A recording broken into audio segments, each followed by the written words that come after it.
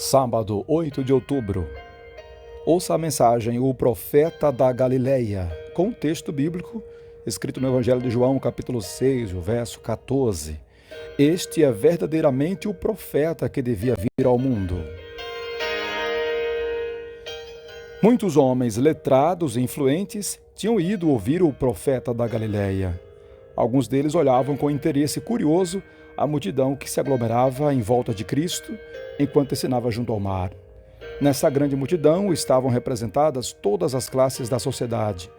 Lá estavam os pobres, os iletrados, os mendigos, os ladrões com a estigma da culpa na fisionomia, os coxos, os dissolutos, os negociantes e os desocupados, altos e baixos, ricos e pobres, todos se acotovelando por um lugar para ouvir as palavras de Cristo.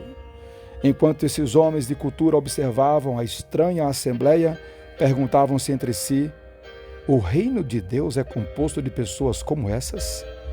Novamente o Salvador replicou com uma parábola: o reino dos céus é semelhante ao fermento que uma mulher pegou e misturou em 3 medidas de farinha, até ficar tudo levedado.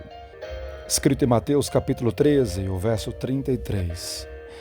Entre os judeus, o fermento era algumas vezes usado como emblema do pecado. No tempo da Páscoa, o povo era instruído a remover de suas casas todo o fermento, como deveriam banir o pecado do coração. Cristo admoestou seus discípulos: cuidado com o fermento dos fariseus, que é a hipocrisia. Está escrito em Lucas 12, verso 1. E o apóstolo Paulo fala do fermento do mal e da maldade, em 1 Coríntios 5, verso 8. Mas na parábola do Salvador, o fermento aqui é usado para representar o reino de Deus. Ilustra o poder vivificante e assimilador da graça divina. Ninguém é tão vil ou decaído a ponto de estar além da operação desse poder. Em todos quantos querem se submeter ao poder do Espírito Santo, deve ser implantado um princípio novo de vida. A perdida imagem de Deus deve ser restaurada na humanidade. Mas o ser humano não pode se transformar pelo exercício da sua vontade. Não possui faculdade por cujo meio essa mudança possa ser efetuada. O fermento, algo totalmente externo, precisa ser misturado à farinha antes de a alteração desejada ocorrer.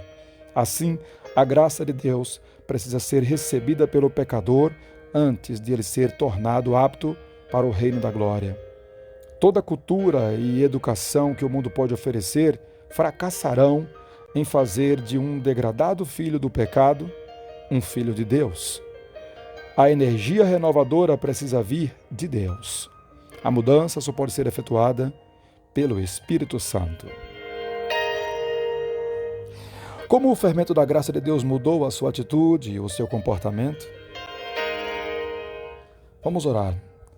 Querido Pai que estás nos céus, é maravilhoso saber que todo pecador pode ser salvo, que não importa o nível tão degradado a que tenha chegado, a tua graça ainda pode alcançar essas pessoas e transformá-las, e o teu Espírito pode restaurar nelas a imagem de Deus que foi perdida com o pecado.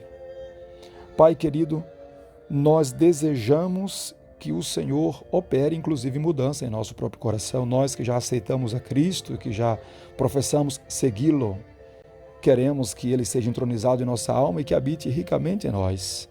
Te damos graças, ó Senhor Deus, por tantas vidas transformadas, por tantas atitudes mudadas, por causa do poder do Evangelho que transformou corações.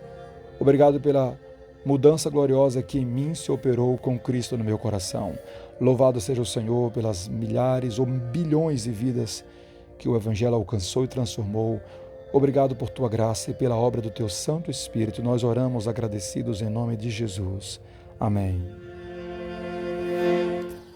Essa é a mensagem para a sua devoção pessoal em uso nas redes sociais. Não deixe de curtir, comentar e compartilhar. É uma gravação da meditação Acima de Todo Nome, escrita por Ellen White e publicada pela Casa Publicadora Brasileira. A narração é do locutor Moreira Matos com a trilha da rádio Word of Truth. Feliz sábado para você.